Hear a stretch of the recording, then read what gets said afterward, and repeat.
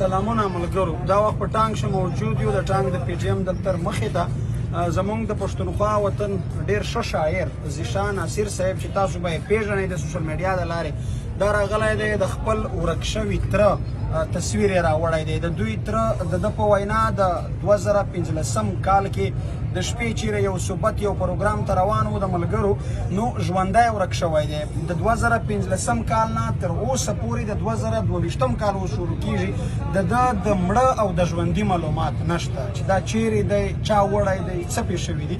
دا مونږ چې دعوه کوو او فریاد کوو په دې وخت مونږ د چا نه څه غواړو، مونږ فقط دا وایو چې په دې ملک کې په دې ریاست کې قانون شته، ادارې شته، عدالت شته. که دا سړی چیرې ګنهګار وي، څه جرم یې کړی وي، خو عدالت شته، عدالت له لارې به سزا ورکوي.